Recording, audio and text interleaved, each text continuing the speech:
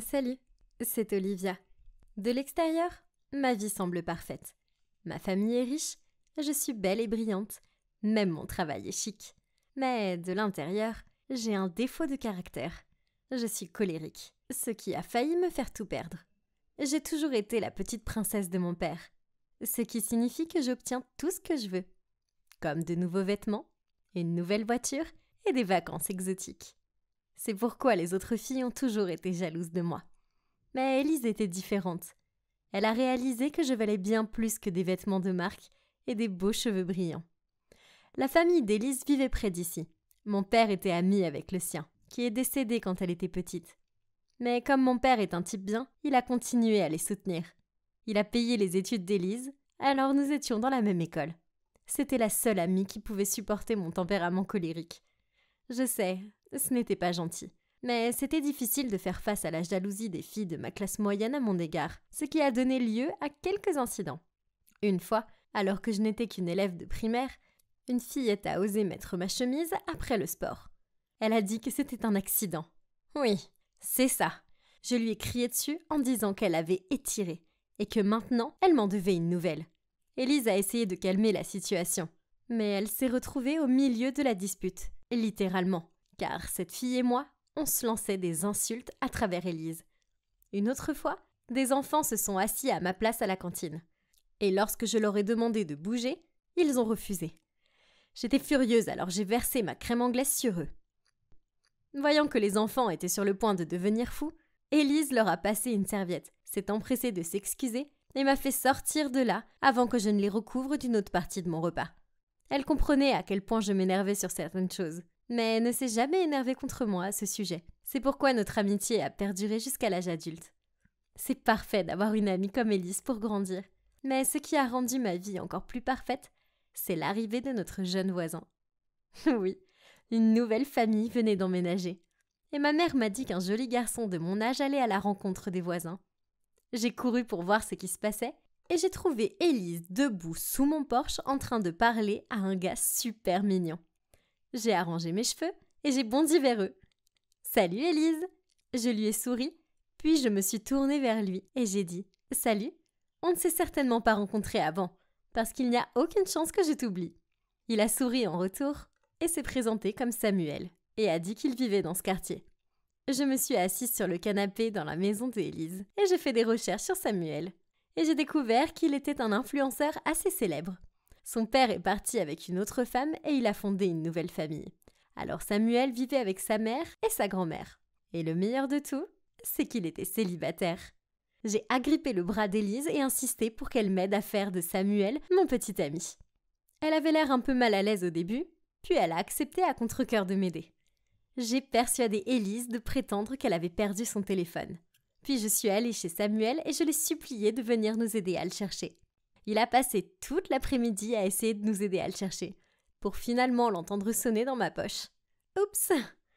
Puis, une fois, cette fois ce n'était pas planifié. Mais j'ai réussi à coincer un de mes nouveaux talons dans une plaque d'égout. J'étais là à hurler quand Samuel est passé devant moi et m'a dit d'enlever ma chaussure. J'ai refusé. Avait-il la moindre idée de leur prix ? Il s'est contenté de rire et m'a dit de m'appuyer sur lui pendant qu'il retirait soigneusement ma chaussure. Quel cœur ne fondrait pas pour ce gentil garçon ? Après cela, nous avons commencé à parler davantage, puis nous avons bavardé tous les jours. Il avait le sens de l'humour et était très gentil avec moi. C'était tellement merveilleux de savoir qu'il a été impressionné par mon côté mignon, cachant le téléphone d'Élise dans ma poche pour trouver une chance de se faire des amis. Comme c'est embarrassant. Mais on dirait que ça lui a plu, car au bout de 2 mois, il m'a demandé de sortir avec lui. Et nous sommes rapidement devenus un couple officiel. J'ai adoré être entourée de sa famille, car sa mère et sa grand-mère étaient si douces et gentilles. Puis mon père a dit qu'il avait besoin de moi pour un voyage d'affaires de 3 mois à San Diego. Je ne voulais pas quitter Samuel pour si longtemps, mais je ne pouvais rien y faire. Oh, être un adulte, ça craint parfois. Je devais juste faire mes valises et prendre le vol pour San Diego, et finir le travail aussi vite que possible. Je ne me doutais pas que des choses terribles pouvaient arriver dans les 3 mois à venir. Un soir, ma mère m'a appelée. Elle était furieuse au début, et je n'arrivais pas à comprendre ce qu'elle disait. Finalement, elle s'est assez calmée pour que je puisse comprendre ses mots. « Olivia, j'ai trouvé le test ADN caché dans un des classeurs de ton père. Élise est sa fille biologique. Tout ce temps, il nous a menti. Je ne peux pas supporter ça. Je demande le divorce et je ne serai heureuse que lorsqu'il n'aura plus rien. Quoi? Élise était ma sœur? Non, ce n'était pas possible. J'ai appelé Élise pour savoir ce qu'il en était. Dès qu'elle a décroché, je lui ai crié. Ton père est mon père? Comment as-tu pu garder ça secret? Tu es une ordure. Et ta mère aussi. Vous êtes toutes les deux d'ignobles et affreuses chercheuses d'or. Et je vous déteste toutes les deux. Élise a bafouillé. Quoi? Hein? Je ne comprends pas. Tu m'as entendu. Tu es une ordure et ta mère aussi. Elle n'est rien qu'une garce obsédée par l'argent et menteuse. Et je la déteste. En pleurant, Élise a répondu. Ne parle pas de ma mère comme ça. Ça m'a mis encore plus en colère. Alors j'ai crié. Je vais dire ce que je veux. Je te déteste et je la déteste. J'espère que vous tomberez toutes les deux dans un gouffre et que vous n'en sortirez jamais. Soudain, j'ai entendu une voix en arrière-plan. À qui parles-tu? Et pourquoi es-tu si contrarié? Je connaissais cette voix. C'était celle de Samuel. Pourquoi était-il avec Élise? J'étais sur le point de lui crier de rester loin de mon petit ami, mais elle a raccroché. J'ai immédiatement essayé d'appeler Samuel, mais il n'a pas répondu. J'étais tellement en colère que j'ai crié. Puis je suis allée dans la cuisine et j'ai commencé à briser des verres sur le sol et à balayer des objets des armoires. Le lendemain, Samuel m'a appelée. Je pensais qu'il essayait de s'en sortir après ce qu'il a fait. Alors j'ai répondu en disant « Oh, salut Samuel, c'est sympa d'avoir enfin des nouvelles de toi. » Il a répondu « Salut Olivia. Écoute, j'ai quelque chose d'important à te dire. C'est ma grand-mère. Elle est à l'hôpital. Et je ne peux pas payer les factures médicales. Je déteste demander, mais s'il te plaît, puis-je t'emprunter de l'argent? » Furieuse, j'ai crié. « Pour qui tu te prends? Tu m'as fait un sale coup derrière mon dos. Et maintenant tu as le culot de me demander de l'aide? Ce n'est pas mes affaires, mec. » Il s'est tu, puis il a raccroché. Au début, j'étais furieuse. Comment osait-il me faire ça? Mais une fois que j'ai eu le temps de me calmer, j'ai pensé que j'avais peut-être réagi de façon un peu excessive. Je veux dire, j'aurais pu lui donner une chance de s'expliquer. Alors j'ai essayé de le rappeler, mais il ne m'a pas répondu. J'ai appelé Élise et, de ma voix la plus calme, je lui ai demandé de me dire ce qui se passait. Elle m'a dit qu'elle n'avait aucune idée que mon père était aussi son vrai père, et que c'était beaucoup pour elle. Puis elle a dit qu'elle n'était passée chez Samuel que la nuit dernière parce que sa grand-mère avait de la fièvre et qu'elle essayait de l'aider, mais que sa fièvre s'était aggravée et qu'elle avait été hospitalisée. Je me suis sentie assez mal à propos de tout ça. Alors j'ai essayé de rappeler Samuel pour démêler cette situation. Mais il avait bloqué mon numéro. Je lui ai transféré de l'argent pour les dépenses de sa grand-mère, mais il me l'a renvoyé directement. Ouf! C'était si dur d'être si loin de Samuel et de ne pas pouvoir aller clarifier les choses avec lui. Il me manquait et ça me rendait dingue. À cause de ça, je me suis confiée à Élise. Et elle m'a tenue informée de l'état de la grand-mère de Samuel, qui apparemment n'allait pas bien du tout. Puis, un jour, elle a eu une idée pour m'aider. Elle m'a dit d'envoyer de l'argent sur son compte et qu'elle le donnerait à Samuel, en lui disant que ça venait d'elle. Ensuite, quand sa grand-mère irait mieux, elle dirait à Samuel la vérité sur l'origine de l'argent, et il réaliserait sûrement à quel point je tenais à lui et me pardonnerait. Je pensais que c'était une super idée, alors j'ai envoyé l'argent à Élise. Puis, les choses sont devenues bizarres. Elle est devenue super silencieuse, puis a arrêté de me parler complètement. Puis, 2 mois plus tard, par les médias sociaux, j'ai découvert que Samuel se mariait avec Élise. Quoi? Après avoir hurlé comme une folle, je me suis suffisamment calmée pour réserver un vol de retour. J'ai pris un Uber jusqu'à la maison de Samuel et j'ai frappé à sa porte. Il a répondu. Et en me voyant, il m'a claqué la porte au nez. Je n'allais pas partir avant qu'il me parle, alors je me suis assise sur le pas de sa porte. Ce n'est que lorsqu'il s'est mis à pleuvoir qu'il a fini par ouvrir la porte et m'a dit d'un ton rude. « Ok, tu as 2 minutes. Ensuite, je veux que tu quittes ma propriété pour de bon. Écoute, je sais que tu es en colère et je suis désolée, mais pourquoi tu m'ignores? J'ai essayé de me racheter pour ce que j'ai fait. Je t'ai envoyé l'argent. Je sais, je l'ai renvoyé directement. Tu te souviens? » Il a grogné. « Pas cet argent, celui que Élise t'a donné en te disant qu'il venait d'elle. » Quoi? Cet argent venait d'elle? Pas de toi? Tu es jalouse. Tu as découvert que je l'épousais et tu es là pour ruiner nos vies. Non, non, je ne le suis pas. S'il te plaît, c'était moi. Je voulais t'aider. » Je l'ai supplié, mais il n'a rien voulu savoir puis a claqué la porte, encore une fois. Je suis restée là, confuse, alors que ces mots me revenaient. Élise avait menti à Samuel à propos de l'argent. Pourquoi aurait-elle fait ça? Furieuse, je me suis précipitée chez elle et j'allais appuyer sur la sonnette jusqu'à ce qu'elle réponde. Quand la porte s'est ouverte et que j'ai vu Élise sortir avec la mère de Samuel. J'ai sauté hors de vue et j'ai écouté. La mère de Samuel l'a remerciée pour son aide et lui disait qu'elle avait hâte qu'elle devienne sa belle-fille. Quoi? Dès que sa mère est partie, je suis sortie de ma cachette et j'ai confronté Élise. « Tu es une menteuse. » Élise était surprise de me voir, mais elle a haussé les épaules et elle a dit « Peu importe. » Puis elle s'est dirigée vers sa porte. « C'est mon homme maintenant, pas le tien. » Elle a ajouté en se retournant vers moi. « Traîtresse !» lui ai-je crié, en fonçant vers elle. On s'est battu, et il y a eu beaucoup d'arrachages de cheveux. Finalement, Élise a réussi à passer sa porte d'entrée et à m'enfermer dehors. Elle m'a souri à travers la fenêtre, alors je lui ai crié « Élise, attends, tu ne t'en sortiras pas comme ça. » Quelques jours ont passé et le jour de leur mariage est arrivé. C'était dans un super golf resort chic. J'ai essayé de me faufiler par l'entrée, mais deux gardes m'ont arrêté. Élise avait dû les avertir à l'avance. J'ai donc dû trouver un autre moyen pour entrer, ce qui impliquait de passer par un petit trou dans la haie. Une robe moulante n'était pas mon meilleur choix.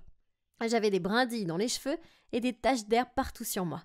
Malgré tout, essoufflée, je me suis présentée dans l'allée et j'ai brandi les preuves des relevés bancaires et des messages entre moi et Élise au visage de Samuel.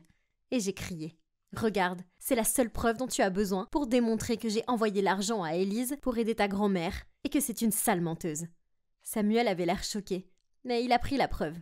Non, elle invente tout. Élise a écarquillé les yeux en essayant d'arracher la preuve des mains de Samuel. Voyant sa réaction, il a lu à retirer et à regarder. Et son visage s'est assombri lorsqu'il a découvert la vérité. « Comment as-tu pu me mentir à ce sujet ?» Il l'a fixé. « Tu m'as dit qu'Olivia avait coupé tout contact avec toi. » Élise, les yeux pleins de larmes, m'a regardée et m'a dit « Tu as tout, les beaux vêtements, le style de vie somptueux, et pourtant tu agis comme un enfant mal élevé. J'en avais assez de me cacher dans ton ombre et de te défendre pour tous tes accès de gaminerie. J'ai aimé Samuel dès le début. Mais non, il fallait que tu l'aies. » Samuel lui a dit en serrant les dents. « C'est terminé, Élise. Je ne veux plus jamais te voir. » Après cela, elle s'est précipitée dans l'allée dans une frénésie de tissu blanc et de larmes. Bon sang, c'est ce qui s'appelle partir en grande pompe.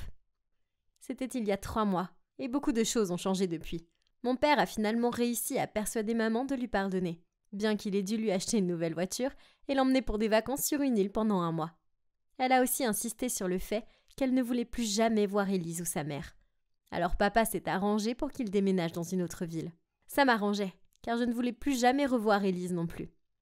Je sais que j'ai un sale caractère et que je réagis parfois de façon excessive, mais je croyais honnêtement que Élise était mon amie. Ça m'a fait mal de savoir qu'elle ne se souciait pas du tout de moi. Elle voulait juste ma vie. En ce qui concerne Samuel et moi, nous sommes à nouveau ensemble, et il est hors de question que je le perde à nouveau à cause de mon tempérament. Tout cela aurait pu être évité si je n'avais pas laissé ma colère m'aveugler. J'aurais dû lui faire confiance dès le début et l'écouter. Maintenant, si je sens la colère envahir mes pensées, je vais d'abord arpenter la cour pour me calmer. J'ai peut-être l'air d'une folle, mais ça marche à merveille. Tout ce que nous pouvons faire maintenant, c'est prier, a dit le médecin en quittant la pièce. J'ai regardé Thomas allongé sur le lit d'hôpital, entouré de matériel médical, et j'ai senti mon cœur s'effondrer. Puis Jacqueline s'est approchée de moi et m'a dit « Daniel, je pense que tu devrais peut-être rentrer chez toi et te reposer. Il n'y a rien que tu puisses faire pour l'instant. » Oui, Jacqueline avait raison. Je devais être plus fort que jamais. Et en fait, si elle n'avait pas été là, je n'aurais probablement pas réussi à traverser cette période de folie. Bien que Jacqueline soit une nouvelle venue dans notre service, nous étions devenus très vite proches, et je lui en étais très reconnaissant. J'ai souri à Jacqueline et lui ai proposé de la raccompagner chez elle. Puis, je suis allé voir mon pote Lucas. Il venait de rentrer de son séjour à l'étranger. Nous étions amis depuis des années. Nous nous sommes rencontrés pour la première fois à une marche de la fierté. Il était bisexuel, j'étais gay. Du moins, je l'avais été. Mais maintenant, je n'en étais plus si sûr. Vous voyez, j'ai réalisé que chaque fois que j'étais avec Jacqueline, mon cœur battait plus vite que d'habitude. Est-ce que c'est possible que... J'étais tellement perdu dans mes pensées que je n'ai même pas vu Lucas ouvrir la porte. Il m'a regardé et a dit « Mec, qu'est-ce qui ne va pas chez toi? On dirait que tu avais un fantôme. » Je lui ai dit que j'avais de gros problèmes et que j'avais vraiment besoin de ses conseils.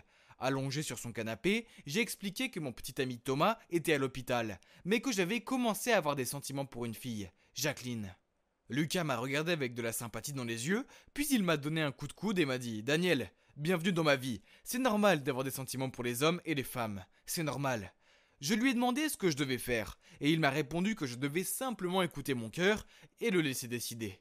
Puis il m'a fait un clin d'œil et m'a demandé de voir une photo de cette fille qui me rendait bi. J'ai ouvert mon téléphone et je lui ai montré. Et il a eu l'air choqué. Il a écarquillé les yeux et je lui ai demandé s'il la trouvait sexy aussi. Mais il a alors dit quelque chose qui m'a refroidi le sang. « C'est mon ex-copine, mec. Waouh, quoi? Ça ne peut pas arriver. » Ensuite, Lucas m'a raconté qu'ils sortaient ensemble et qu'il avait même fixé une date de mariage, mais qu'il s'était passé quelque chose et qu'ils avaient rompu. C'était trop bizarre. Quelles étaient les chances pour que ça arrive? Je voulais lui demander comment elle était et pourquoi ils avaient rompu, mais d'après son regard, c'était trop douloureux pour en parler. En plus, ça me mettait un peu mal à l'aise. J'ai à peine pu dormir cette nuit-là, m'inquiétant pour Thomas et pensant à Jacqueline et Lucas. C'était si étrange. Le lendemain, alors que je me concentrais sur mon travail, mon directeur est soudainement venu me dire « Daniel, félicitations, tu te débrouilles si bien, je ne m'attendais pas à ce qu'un membre de ton équipe réussisse à être promu si rapidement. » Hein? Mais de quoi parlait-il? Personne n'avait été promu? J'étais si confus. Il a remarqué mon air perplexe et a dit « Tu ne savais pas, Jacqueline a repris le rôle de Thomas en tant que directrice. » Quoi? Comment c'est arrivé? Je l'ai regardé avec surprise et il a continué. La rumeur dit que Jacqueline est la fille du président. Il est donc normal qu'elle prenne la relève. Elle a clairement bien caché son identité, n'est-ce pas? Puis il a juste ri et est parti. Attendez, si Jacqueline était la fille du président, cela signifie qu'elle était liée à Thomas. Elle était la sœur de Thomas? Non? Mais ce n'est pas possible. Elle avait agi comme si elle ne le connaissait pas à l'hôpital ce jour-là. J'ai rapidement couru pour la trouver et lui dire « Hey Jacqueline, pourquoi tu m'as pas dit que tu étais la sœur de Thomas? Tu sais que ton frère et moi sommes amoureux, pourquoi tu me l'as caché ?» Jacqueline soupire et répond « En fait, je ne voulais pas te le cacher, mais mes parents m'ont envoyé pour aider Thomas à diriger l'entreprise. Je n'ai aucune expérience et je voulais que tout le monde me traite comme une nouvelle recrue et que je puisse apprendre. C'est pourquoi j'ai caché mon identité. Je suis vraiment désolé. » Je suppose qu'elle a fait la bonne chose.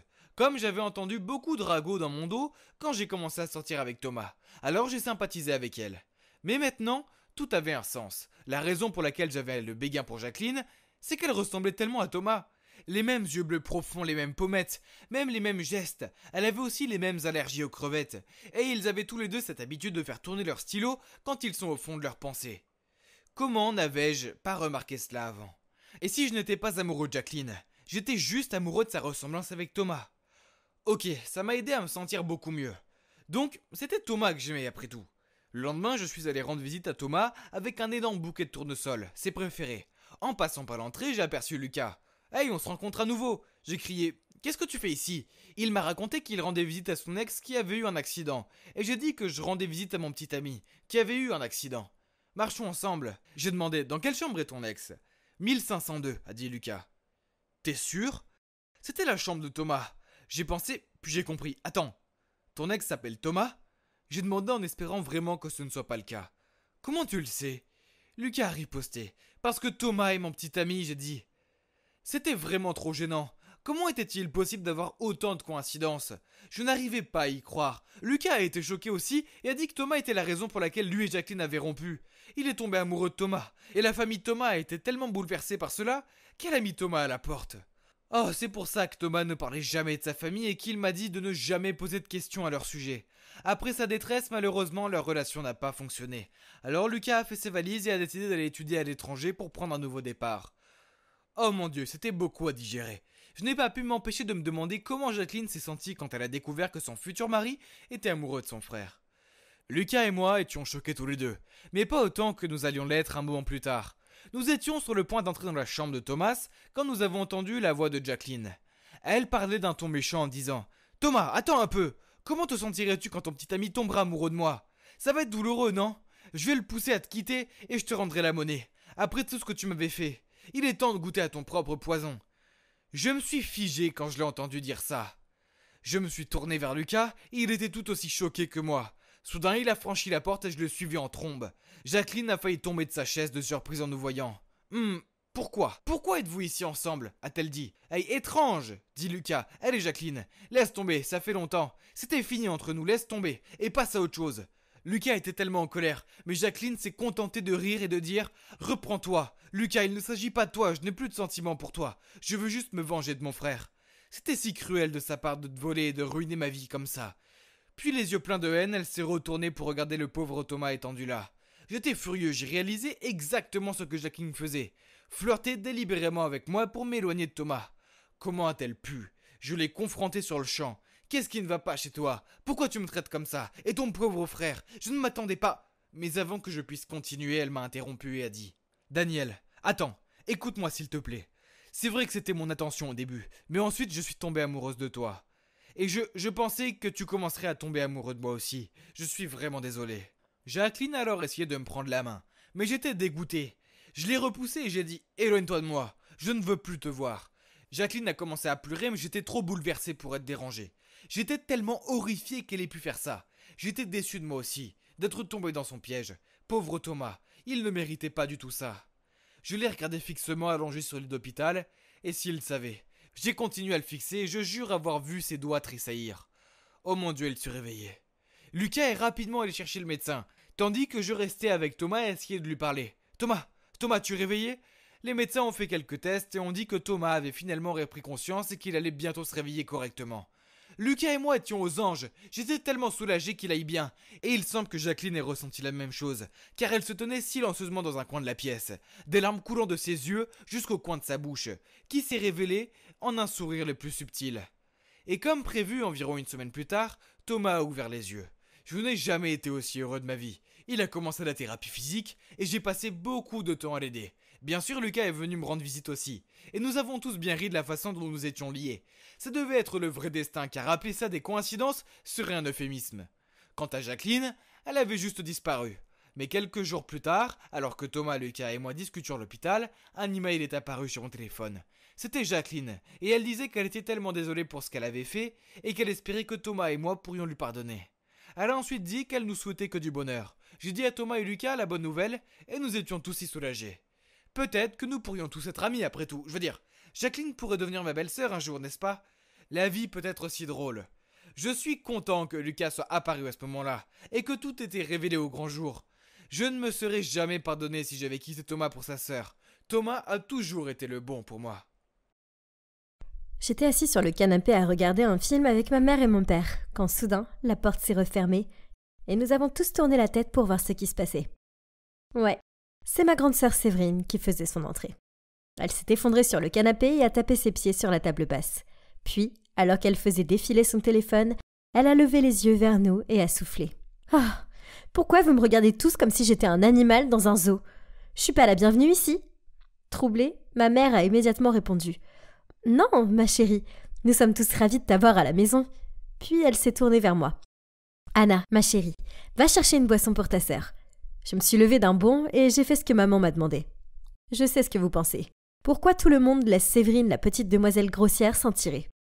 Vous voyez, après une grosse dispute avec maman, elle a quitté la maison à 18 ans et n'est pas revenue pendant 7 années entières.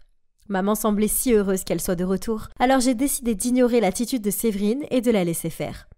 Cet après-midi-là, maman m'a demandé de l'accompagner à l'épicerie pour que nous puissions acheter à Séverine ses aliments préférés en guise de bienvenue. Puis, nous avons passé des heures à préparer ce délicieux repas. Je me suis précipitée vers la chambre de Séverine et j'ai frappé à la porte. « Séverine, le dîner est prêt !» Elle m'a répondu en criant « Va-t'en !»« Mais c'est des hamburgers et on a un dessert spécial !» Ai-je répondu. « Pfff, je déteste les hamburgers. Il est hors de question que je mange un dessert plein de sucre. » Je suis descendue et j'ai dit à maman qu'elle ne venait pas. Maman a haussé les épaules et a essayé de faire comme si ce n'était pas grave. Mais je pouvais voir la tristesse dans ses yeux. Papa a tenté de la rassurer en disant « Elle a juste besoin de temps pour s'installer. » « Oui, elle est probablement juste fatiguée, » j'ai ajouté. Maman a forcé un sourire et nous a remerciés tous les deux. Puis elle a préparé une assiette de nourriture et m'a demandé de la porter à Séverine. J'ai frappé à sa porte et je lui ai dit que la nourriture était dehors. Elle m'a répondu en criant « Prends-la !»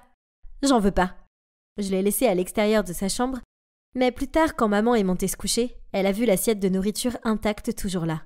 Elle l'a ramassée en descendant les escaliers et a fait comme si ce n'était pas grave. Elle ne me bernait pas. Je pouvais voir qu'elle grinçait des dents pour arrêter ses larmes. Quand j'étais petite, je considérais ma grande sœur comme belle et courageuse. C'était une idole.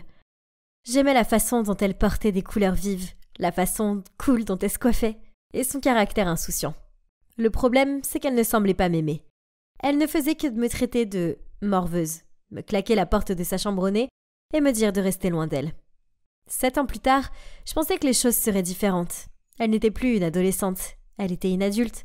Mais non, il semblait clair que Séverine me détestait encore plus que jamais. Je ne sais pas pourquoi. Ne me considérait-elle pas comme une vraie sœur, parce qu'on avait des pères différents? Vous voyez, mon père n'est pas le sien, car son père est parti quand elle était petite. Puis maman a rencontré mon père et m'a eu. Je ne sais pas, je n'arrive pas à comprendre pourquoi elle me déteste toujours autant. Au fil des semaines, Séverine n'a pas semblé s'installer du tout. Au contraire, son comportement a empiré. Elle jouait de la musique forte jusqu'à si tôt le matin. Elle recouvrait la maison de ses vêtements, assiettes, tasses, etc. Elle était la personne la plus désordonnée qui soit, qui ne nettoyait jamais.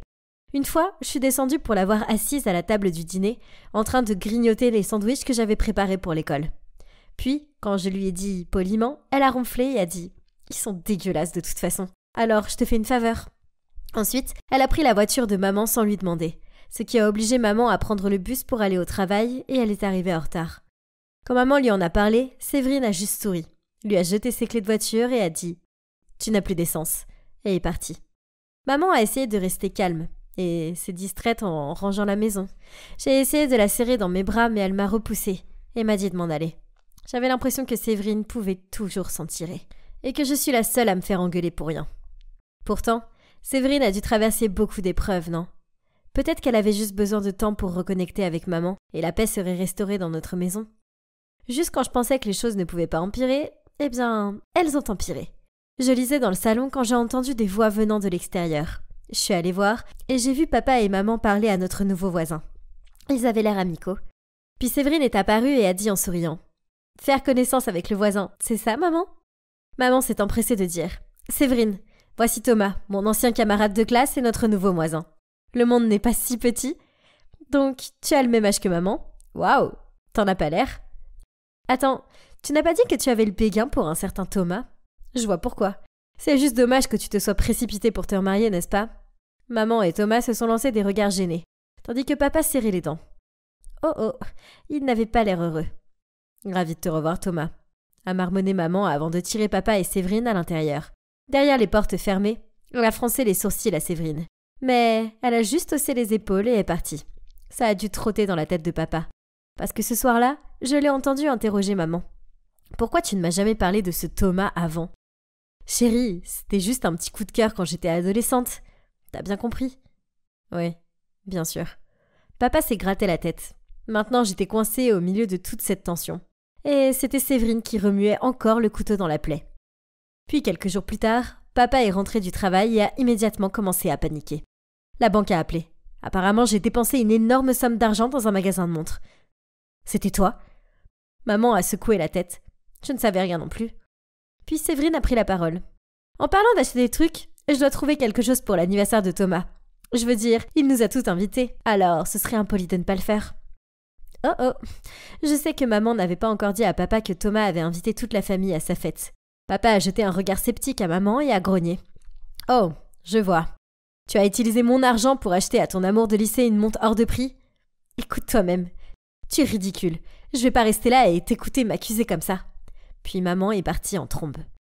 Je voulais vraiment leur dire que ce matin j'avais vu Séverine s'attarder dans leur chambre, l'air suspicieuse, mais comment pouvais-je aborder ce sujet quand l'atmosphère était si intense?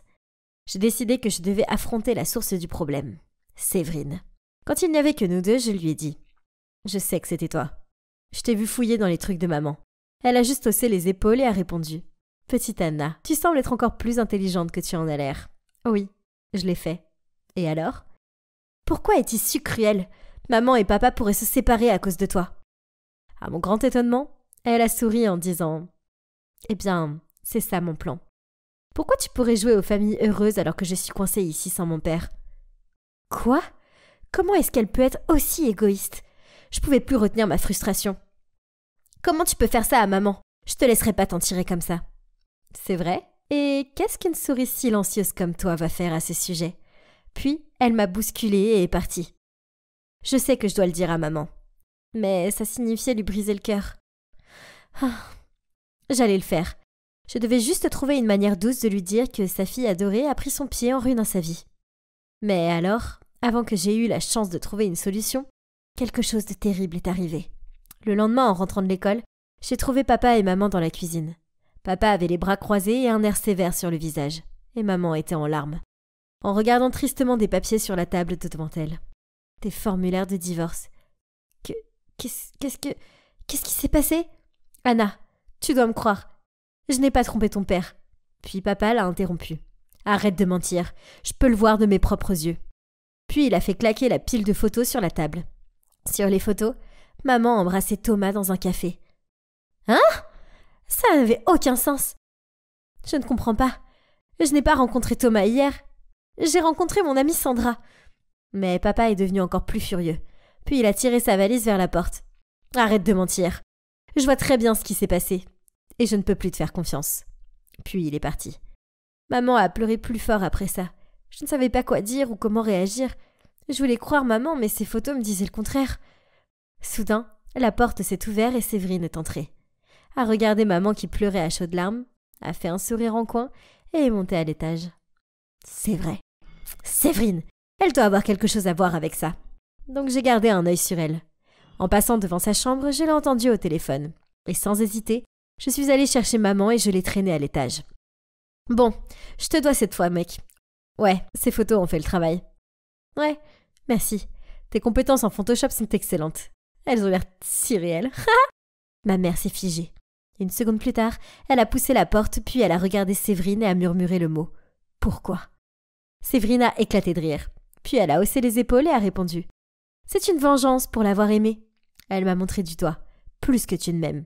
Je veux que vous souffriez tous pour avoir vécu heureux ensemble. Pourquoi elle vous a tous les deux alors que moi je n'ai rien? Furieuse, maman a giflé Séverine et s'est écriée. J'ai honte de toi et je veux que tu partes tout de suite. Séverine a serré son visage et a répondu en grognant. Avec plaisir, je déteste cet endroit de toute façon. Puis, elle a quitté la pièce en claquant la porte derrière elle. J'ai pris maman dans mes bras et on s'est mis à pleurer. Ma famille heureuse avait été détruite. Et tout ça parce que ma sœur était jalouse et pensait que maman m'aimait plus. C'était complètement absurde. Plus tard dans la soirée, maman a reçu un appel de l'hôpital.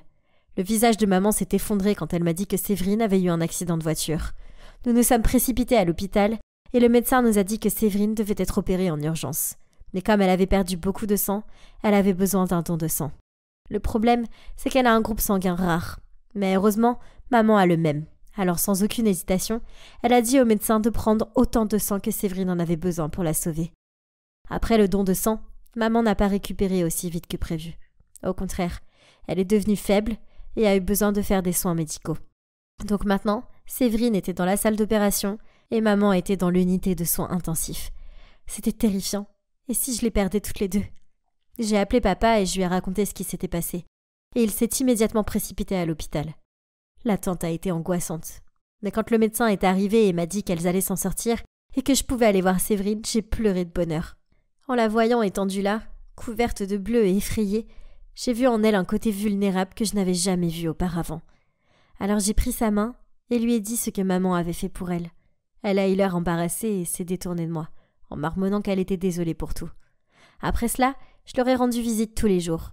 Papa est aussi venu à l'hôpital pour voir si elles allaient bien. Mais il a attendu en dehors de la chambre de maman, car il savait qu'elle était toujours en colère contre lui. Finalement, maman est rentrée à la maison, puis une semaine plus tard, Séverine est également sortie de l'hôpital. Nous sommes allés la chercher, et même si maman et elle ne parlaient plus, je pouvais sentir la chaleur entre elles. Ce soir-là, alors que nous avions un dîner agréable, Séverine a toussé pour s'éclaircir la voix, puis a dit « J'ai quelque chose à vous dire. Je sais que j'ai été une vraie garce, et je suis désolée. Maman, je pensais que tu ne m'aimais pas parce que j'étais un rappel de ta vie précédente et que je ruinais ta nouvelle famille heureuse. Mais maintenant je réalise à quel point le lien mère-fille est sacré. Tu ne m'as jamais laissé tomber. C'est moi qui l'ai fait. Anna, je suis désolée de ne pas avoir été la grande sœur que j'aurais dû être pour toi. J'étais jalouse de toi. J'avais tort d'être comme ça. J'espère que vous pourrez me pardonner. Papa s'est aussi excusé auprès de maman pour l'avoir mal comprise. Nous étions tous en train de pleurer, puis nous nous sommes tous serrés. Nous n'avions pas besoin de dire quoi que ce soit. Nos actions étaient suffisantes. On était une famille et on s'aimait. Les familles ne sont pas toujours simples, mais une famille reste une famille, dans les bons comme dans les mauvais moments. Et elle en vaut toujours la peine. Même si elle peut être complètement agaçante de temps en temps. Croyez-moi, je sais tout maintenant. C'était un jour d'école ordinaire et je rangeais mon casier quand soudain j'ai entendu des chuchotements et remarqué que tout le monde regardait quelque chose. Ok, il s'est avéré que ce n'était pas quelque chose mais quelqu'un, comme cette jolie fille qui se pavanait dans le couloir comme si c'était un podium ou quelque chose comme ça. Oh! Pourquoi tout le monde était bouche bée devant elle, se précipitait pour la saluer et agitait des blocs-notes devant elle pour qu'elle les signe? J'ai serré mes livres dans mes bras et marmonné « Bon sang, elle n'a rien de spécial !» Alors, je m'appelle Lily et je suis juste une fille ordinaire. Ma famille, oui, elle est ordinaire. Mon apparence, ordinaire. Et mon statut social, eh bien, c'est ordinaire aussi. Je traverse la vie et c'est tout, rien de passionnant n'arrive jamais à une fille ordinaire comme moi. Oh, comme j'ai rêvé d'être comme les filles à l'apparence parfaite sur Instagram. Elles sont si parfaites avec leur peau claire, leurs vêtements élégants et leurs cheveux brillants. Mais ces filles étaient différentes, elles venaient de mondes différents. Eh bien, au moins, j'avais toujours mes livres, ma meilleure amie Sarah et mon petit ami mignon Hugo. Mais tout a changé quand Stacy a débarqué à l'école avec son look parfait et sa routine « Je suis si douce et amicale ». Ouais, c'est ça. Et alors, qu'importe si elle avait un joli visage et un petit rôle dans une émission de télévision. Sous son faux éclat, elle n'était clairement pas tout ça. Je suis entrée dans la classe d'anglais et je l'ai vue assise au bureau à côté du mien. Oh, génial! Je n'ai même pas pu aller m'asseoir parce que tout le monde l'entourait, lui posant des questions stupides telles que « Quel shampoing utilises-tu » et « As-tu des pauses pour grignoter quand tu filmes ton émission ?» Bon sang, donnez-moi une pause plutôt à moi! Quand j'ai enfin réussi à m'asseoir, elle m'a souri et d'une voix sirupeuse, elle m'a dit « Bonjour, j'espère que je peux m'asseoir ici. Je m'appelle Stacy. » Oui, bien sûr. J'ai forcé un sourire en retour, mais à l'intérieur, ma colère bouillonnait. Pour qui cette fille se prenait-elle? Et si elle était belle, je parie qu'elle ne s'intéressait qu'à son apparence et ne se souciait pas d'étudier. Oui, tout le monde se rendrait vite compte de l'échec qu'elle représentait. Et puis un jour, pendant la récréation, Stacy, la Barbie vivante, a suggéré que nous commencions un album de promotion. Et maintenant, tout le monde la traite comme si elle avait réussi à atteindre la paix mondiale ou quelque chose du genre. Or, vous savez le pire dans tout ça? Je disais qu'on devrait avoir un album de promotion depuis des années, mais personne ne m'avait écouté. Et devinez qui a reçu tellement de cartes de bienvenue et de mots d'amour au point de tomber de son casier et obstruer le couloir? Ouais, Stacy. Mon Dieu, ça fait déjà des semaines. Quand est-ce que cela va s'arrêter? Je détestais sa façon de remercier tout le monde et de rougir et j'avais besoin d'être entourée d'une personne saine d'esprit qui ne pensait pas que le soleil brillait à travers elle. Elle était partout, ça me rendait malade. Mais Dieu merci pour l'heure du déjeuner. C'est devenu le seul moment paisible de la journée pour moi, quand je pouvais passer du temps avec Sarah et ne pas avoir à me soucier de Stacy. Mais qu'est-ce que c'était? Que faisait cette Barbie dans notre table et parlant à ma meilleure amie? Je me suis dirigée vers elle et j'ai posé mon plateau à côté de Sarah. Oh, salut Lily. Stacy vient de dire un truc super drôle. Super, j'ai marmonné dans mon souffle.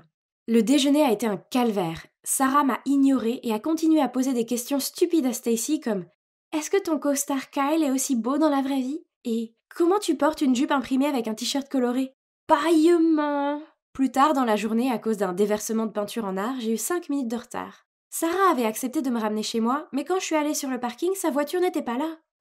J'ai alors vérifié mon téléphone et j'ai vu qu'elle m'avait envoyé un message « Où es-tu? Je ne peux plus attendre. Je vais partir avec Stacy. À demain, X. » Quoi? Est-ce qu'elle me laisse tomber pour conduire cette fausse? Nous sommes amis depuis l'enfance. Comment a-t-elle pu se laisser berner par la comédie de Stacy et gâcher notre amitié comme ça? En colère, je lui ai répondu par un message. « Tu m'as abandonnée pour la petite Miss populaire?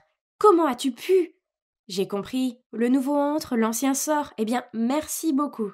Mon téléphone a sonné avec sa réponse. « Lily, tu sais bien que ce n'est pas comme ça. Tu habites en haut de la rue de l'école alors que Stacy habite beaucoup plus loin et qu'elle devait rentrer à temps pour être prête pour son planning de tournage. » Plus furieuse que jamais, j'ai rapidement tapé ma réponse. « Peu importe. C'est dommage, tu seras toujours une moins que rien à ses yeux. Elle t'utilise juste pour avoir un trajet gratuit. » Puis j'ai jeté mon téléphone sur mon lit. J'en avais assez. Sarah avait fait son choix et c'était d'être amie avec cette fausse plutôt qu'avec moi.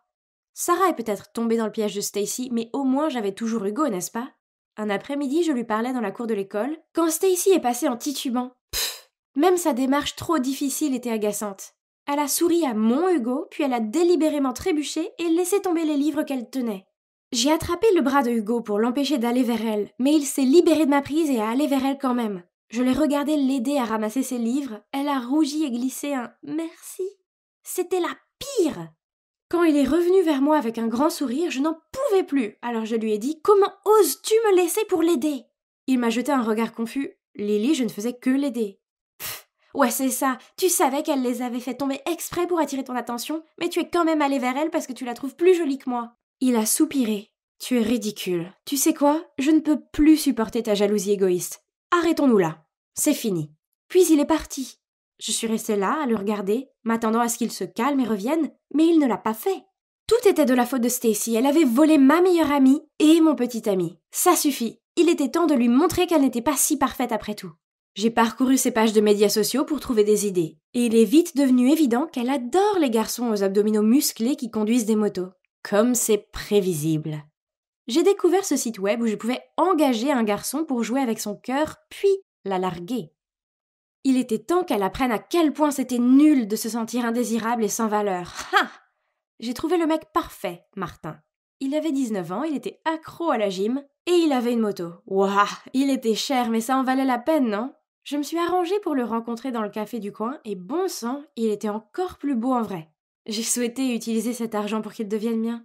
Donc, le marché est le suivant. Il va flirter avec Stacy, faire en sorte qu'elle l'aime éperdument, puis rompre avec elle. Le lundi suivant, en sortant de l'école, j'ai vu Martin garé devant l'entrée de l'école, tenant son casque et ayant l'air de jouer dans un film. Bien sûr, toutes les filles le regardaient. Mais il s'est dirigé vers Stacy. Puis une semaine plus tard, je l'ai vu aller chercher Stacy à l'école. Ouah! Je le savais! Je savais que j'avais choisi la bonne personne. Martin était un tel tombeur de femmes. Ils avaient l'air super proches, et je devais me rappeler qu'il n'était qu'un acteur et qu'il faisait son travail. Elle allait avoir le cœur brisé. Mais quelques semaines plus tard, il était toujours en train de la draguer. Pourquoi n'avait-il pas encore rompu avec elle? Alors je l'ai appelé et lui ai demandé ce qui lui prenait tant de temps. Il m'a répondu qu'il allait le faire bientôt, qu'il voulait juste qu'elle tombe encore plus amoureuse de lui avant de le faire. Ah, c'est brutal. Seulement les semaines passaient et ils n'avaient toujours pas mis fin à leur relation. Puis en passant devant le cinéma, je les ai vus s'embrasser. Quoi? Ce n'était pas le plan. Furieuse, je lui ai donné rendez-vous le lendemain au café. Il s'est approché et n'a même pas pu croiser mon regard en disant « Je suis désolée, je ne peux plus faire ça, je te rembourserai dès que possible. » Pourquoi? Tu es tombé amoureux d'elle ou quoi? J'ai dit en plaisantant. Il y a eu un long silence, puis il a regardé la table et a marmonné « Oui, c'est vrai. » Pourquoi étais-je la seule sur cette planète à voir à quel point elle était fausse? Grâce à ses manières de sirène, j'ai perdu ma meilleure amie, mon petit ami, et maintenant mes économies. C'était assez. J'avais besoin de l'affronter. Le lendemain, après l'école, j'ai essayé de la trouver mais elle était introuvable.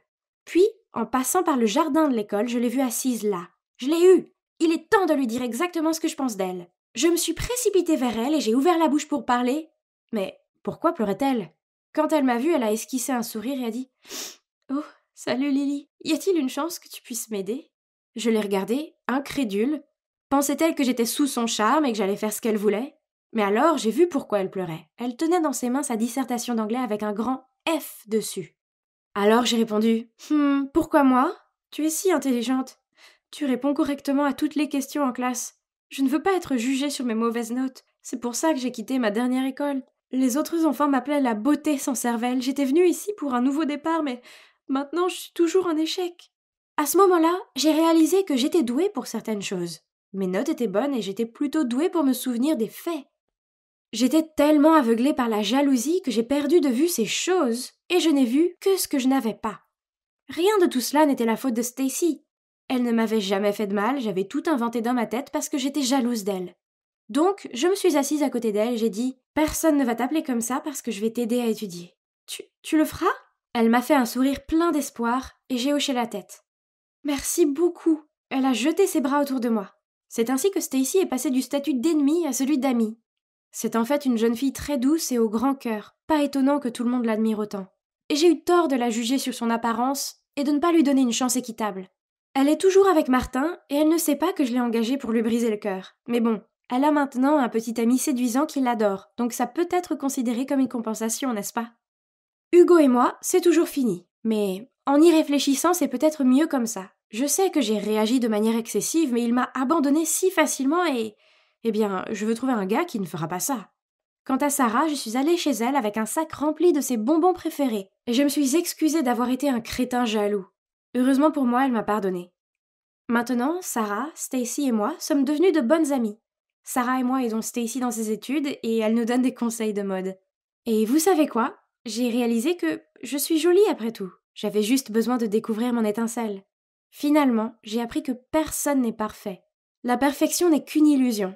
L'important, c'est d'être heureux de ce que l'on possède et de ne jamais cesser de s'améliorer. Alors soyez simplement vous et laissez les autres se concentrer sur le fait d'être eux. J'étais à l'extérieur de l'université en train de discuter avec mes amis, quand soudain une voiture de police s'est arrêtée et par la fenêtre de la voiture, un bel officier de police m'a fait signe et m'a dit de me dépêcher. Je lui ai fait signe avec enthousiasme et j'ai dit au revoir à mes amis et je me suis précipitée vers lui sous leurs yeux admiratifs. Je suis Emma et le beau policier, c'est Sébastien, mon incroyable et courageux petit ami. Nous nous sommes rencontrés pour la première fois à la bibliothèque de la ville. J'y étais pour mes études et il cherchait des livres policiers. On a commencé à sortir ensemble et maintenant, 1 an plus tard, on est follement amoureux. Il y a tellement de choses que j'aime dans le fait de sortir avec un flic, comme le fait de le voir dans son uniforme. Ça me rend toujours fière. Et je vais pas mentir, il a des abdos d'acier grâce à toutes ses séances d'entraînement. Et ça, j'adore. De plus, il y a des habitudes étranges et adorables. Par exemple, lorsque nous allons au restaurant ou au théâtre, il commence toujours par scanner les lieux pour vérifier s'ils sont sûrs. Mais même si c'est agréable d'être avec lui, il y a quelques points négatifs, comme ses horaires de travail imprévisibles, le jour, la nuit, les week-ends, tout ce que vous voulez, il le fait. Et quand on arrive enfin à planifier quelque chose, il reçoit parfois un appel d'urgence et doit me laisser tomber. C'était nul, surtout quand il s'agissait du mariage de ma sœur. Mais sans aucun doute, la chose la plus ennuyeuse de toutes est sa popularité auprès des autres filles. Elles sont comme des papillons de nuit autour de lui. Surtout sa collègue, Chloé. Une fois, Sébastien a emmené son collègue Brad alors que j'étais en train d'étudier. J'ai entendu la remarque de Brad. « Sébastien, je n'ai jamais pensé que tu finirais avec un rat de bibliothèque. Je pensais que tu finirais avec Chloé. Tout le monde peut voir que vous avez une forte connexion tous les deux. » Sébastien a essayé de rire et de dire que c'était absurde, mais la jalousie est montée en moi. Au moment où Brad est parti, j'étais vraiment bouleversée. Alors, j'ai emballé mes livres et je suis partie. Il m'a arrêtée et m'a demandé ce qui n'allait pas. Faisant de mon mieux pour ne pas pleurer, j'ai lâché. « Pourquoi tu n'es pas avec Chloé ? Tu passes tout ton temps avec elle. » Il a secoué la tête, a souri, puis a dit « Ignore Brad, c'est un plaisantin. » Et oui, je passe du temps avec Chloé, je travaille avec elle, mais c'est toi que j'aime, et tout le monde le sait. En fait, pourquoi tu n'emménages pas avec moi ? Comme ça, on pourrait passer plus de temps ensemble. Ma tristesse a vite été remplacée par le bonheur et j'ai sauté dans ses bras en criant « Vraiment ? Ah oui, bien sûr !» J'étais tellement contente. J'ai emménagé quelques semaines plus tard. Et au début, vivre avec Sébastien était la meilleure chose qui soit. Mais au fil du temps, il y a eu des petites choses qui ont commencé à me tracasser. Par exemple, un jour, je discutais avec le nouveau voisin lorsque Sébastien est arrivé à la maison et a exigé d'une voix glaciale que je rentre à l'intérieur. Puis, il m'a dit sévèrement de ne jamais parler aux inconnus. Mais voyons, je suis une fille naturellement bavarde et amicale qui aime parler aux gens et se faire de nouveaux amis. Je ne sais pas, je suppose que j'ai réagi de façon excessive. Je veux dire, il ne faisait que veiller sur moi, n'est-ce pas ?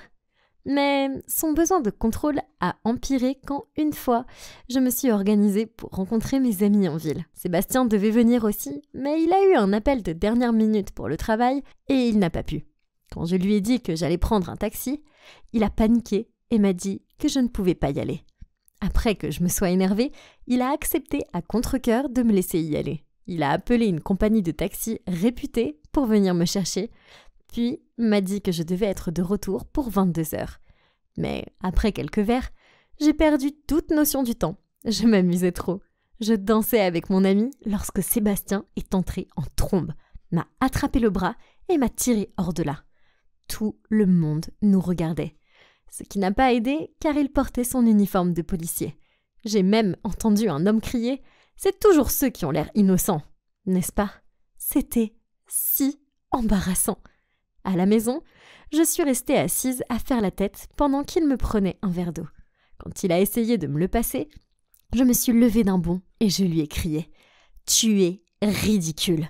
Et grâce à toi, tout le monde dans le bar pense que je suis une sorte de criminelle. Je n'ai pas besoin d'avoir un couvre-feu. » « Ce n'est pas comme ça, » a-t-il soupiré. Mais j'étais tellement énervée que je l'ai bousculé et j'ai claqué la porte de la chambre derrière moi. Je me suis endormie en pleurant. Je détestais me disputer avec lui. Je lui ai réservé un traitement silencieux pendant toute la journée du lendemain.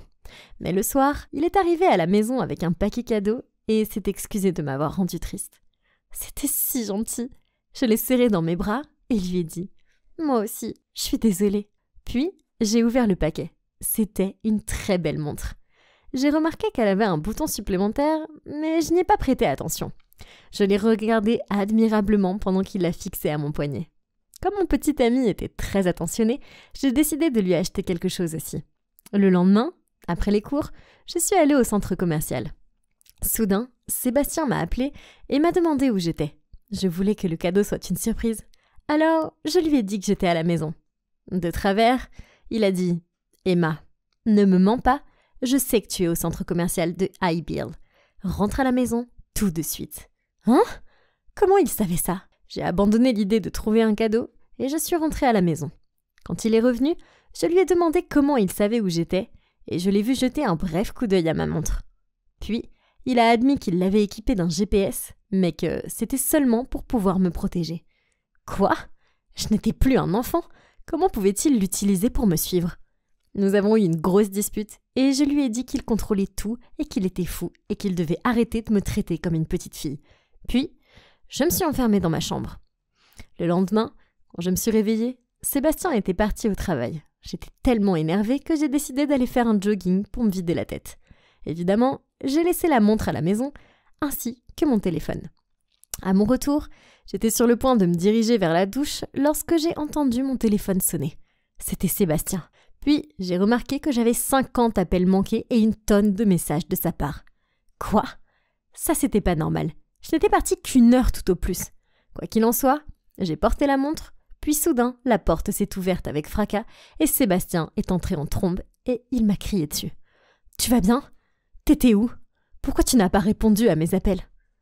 Ça craignait, parce que je l'aime, mais je savais que je ne pouvais plus vivre comme ça. Alors, je lui ai dit que j'avais besoin de liberté et je me suis dirigée vers la porte. Il avait l'air furieux. Il m'a attrapé la main, m'a tiré dans la chambre du haut et m'a enfermée à l'intérieur. J'ai tapé sur la porte, je l'ai supplié de me laisser sortir. « Emma, crois-moi, c'est pour ton bien. Tu n'es pas en sécurité dehors. » Puis, j'ai entendu ses pas s'éloigner et j'ai su qu'il était parti. Je me suis mise en boule et j'ai pleuré jusqu'à m'endormir. Quand je me suis réveillée, il commençait à faire sombre dehors. J'ai cherché quelque chose dans la chambre pour m'aider et j'ai trouvé une échelle de corde. C'est l'avantage de vivre avec un flic préparé. Je l'ai utilisée pour sortir par la fenêtre, mais dès que j'ai atteint le sol, 2 hommes sont apparus. Puis le monde est soudainement devenu noir. Quand j'ai ouvert les yeux, j'ai réalisé que j'étais dans une pièce sombre et humide et que j'avais été attachée. Les 2 hommes étaient assis près de la porte et parlaient entre eux. J'ai commencé à paniquer. J'avais vu assez de films pour savoir que c'était grave. L'un des hommes m'a regardée et j'ai rapidement fermé les yeux. Mais c'était trop tard. Il avait vu que j'étais réveillée. Alors, il s'est approché et a dit « Ah, bon retour parmi nous, mon cœur !» Paniquée, j'ai demandé « Qui êtes-vous ? Pourquoi moi ?» Il a ricané. « Ah oui, si seulement ton petit ami était là, on pourrait lui demander. » Puis il a décroché son téléphone et quelques secondes plus tard, j'ai entendu la voix de Sébastien sur l'autre ligne. « Bonjour, vous vous souvenez de moi ? Il semble que nous ayons quelque chose qui vous appartient. » J'ai entendu la peur dans la voix de Sébastien. « Laissez-la partir. La mort de votre femme, ce n'était pas sa faute. C'est ta faute si elle est morte. Maintenant, c'est ton tour de perdre la femme que tu aimes. Alors viens ici seul, si tu veux encore voir son visage, et ne pense même pas à appeler des renforts. » Il a raccroché le téléphone, puis m'a dévisagé avant de donner un coup de pied dans le tonneau vide à côté de moi. J'ai fait un bond en arrière, et il a ri. C'était terrifiant. Peu de temps après, ils ont traîné un homme battu dans la pièce. « Sébastien, oh non, Sébastien a réussi à me regarder, à forcer un sourire et à bredouiller. Ma fleur, ne t'inquiète pas, je suis là maintenant. La bande a ri, puis il s'est arrêté devant Sébastien et a dit « Je pense que toi et moi, on a besoin d'une petite discussion. Appelons ça affaire d'homme. » Je sais que je devais trouver un moyen de l'aider. Mais quoi? C'est alors que j'ai baissé les yeux sur ma montre. Elle avait déjà le GPS. Alors peut-être que le bouton supplémentaire faisait quelque chose? J'ai lutté pour appuyer dessus, ce qui n'était pas facile avec des mains attachées. Croyez-moi, mais j'ai fini par y arriver. À ce moment-là, Sébastien était inconscient et j'ai commencé à sangloter. Je ne voulais pas le perdre, pas comme ça. L'homme a installé quelque chose à côté de lui. Oh non, c'était une bombe. Il a ricané. Il te reste 30 minutes pour dire au revoir à ton amoureux. Puis les hommes sont partis. J'ai appelé Sébastien en sanglotant pour lui dire combien je l'aimais. Je pensais sincèrement qu'on allait tous les deux mourir là, et regarder le compte à rebours vers notre perte, c'était le pire sentiment qui soit. Soudain, la porte s'est ouverte.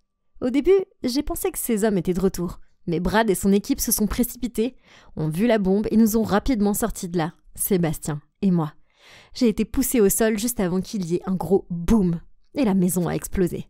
Sur le chemin de l'hôpital, Chloé m'a tout expliqué. Il s'agissait d'une affaire criminelle délicate qui s'est déroulée l'année dernière. Sébastien avait enquêté sur un groupe de trafiquants de drogue, mais un accident s'était produit, et la femme du chef du gang est tombée accidentellement du bâtiment et est morte. Ils ont arrêté la plupart des dealers, mais certains se sont enfuis, dont le chef de gang. Puis, récemment, Sébastien avait reçu d'eux des images de moi en dehors de l'université et de notre maison, et il a pris ça comme une menace pour ma sécurité. Eh bien, ça a expliqué tout le contrôle et le comportement bizarre de Sébastien. Je me suis sentie si mal d'avoir mal jugé Sébastien. C'était l'homme le plus doux, le plus courageux, et je l'aimais tellement. Je suis restée à ses côtés pendant qu'il se rétablissait à l'hôpital.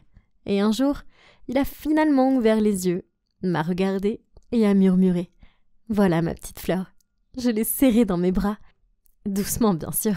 C'était un tel soulagement de savoir qu'il allait s'en sortir. Le gang est toujours en liberté, quelque part, mais j'espère qu'ils vont bientôt les attraper. Je m'inquiète un peu, mais ça ne fait rien, car je sais que Sébastien est là pour me protéger.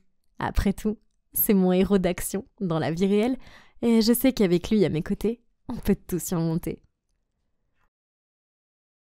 Madame, je suis désolée de vous informer de ça, mais selon nos informations, Julie Edelstone a été signalée morte il y a 2 ans après avoir disparu dans la forêt, a déclaré le secrétaire. Quoi ? Ça ne peut pas arriver. Mais c'est mon nom, et je suis clairement toujours en vie. C'était une erreur de malade. Je leur ai demandé de vérifier à nouveau, mais ils continuaient à dire la même chose. J'avais disparu depuis si longtemps que ma famille pensait que j'étais morte. L'accident avait été assez fou, alors je me sentais confuse. Je veux dire, qu'est-ce que je faisais dans une forêt au Cambodge en premier lieu ? J'ai essayé de me souvenir, mais je ne me rappelais de rien. Heureusement, des villageois locaux m'avaient trouvée dans une fosse de pierrage et m'ont aidé à me rétablir. Sinon, je serais vraiment morte. J'ai alors demandé aux personnes de l'ambassade de m'aider à appeler mon mari et ma sœur. Il y avait clairement eu un gros malentendu et je voulais réparer cela par la suite. Mon Dieu, l'attente me tuait. La secrétaire a essayé, mais elle a dit « Désolée madame, nous ne pouvons joindre aucun de ces numéros ». C'était incroyable. J'étais coincée dans un pays étranger, sans pièce d'identité, sans contact avec des proches et on m'avait signalée comme étant morte. Mais en un éclair, j'ai réalisé que je pouvais emprunter le téléphone de quelqu'un pour joindre mes connaissances via les médias sociaux. Dès que la secrétaire m'a prêté le sien, je suis allée directement sur le profil de mon mari. Mais j'étais tellement abasourdie que j'ai failli lâcher le téléphone quand j'ai vu sa dernière mise à jour. Il venait d'annoncer que mes funérailles avaient lieu la semaine suivante. Oh mon Dieu, que se passait-il ? Comment cela pouvait-il être réel ? J'ai continué à faire défiler son profil et j'ai vu que ma sœur avait posté un vieux selfie avec lui disant « Jacob, je sais que c'est un moment difficile, mais je suis toujours là pour toi. On va traverser ça ensemble. » Attends, qu'est-ce qu'elle voulait dire ?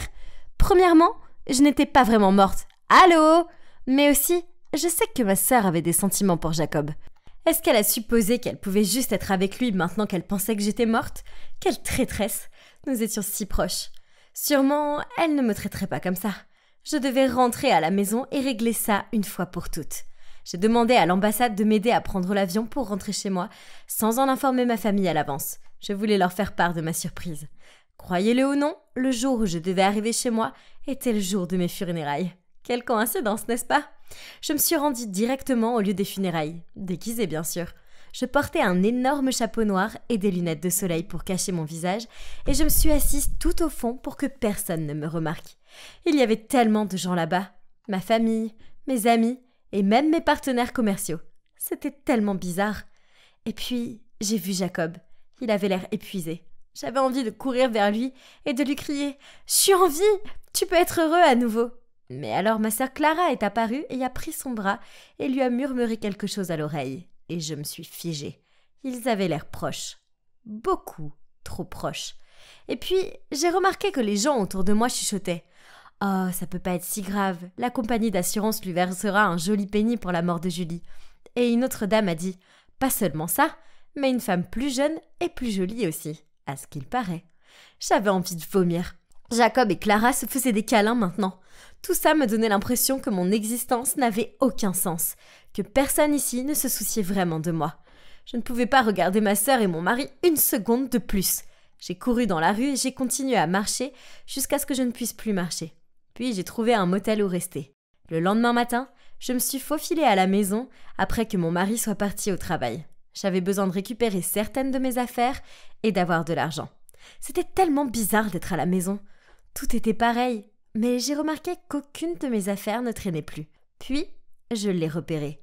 Une grosse boîte dans le coin. J'ai couru pour l'ouvrir et à l'intérieur, il y avait toutes mes affaires.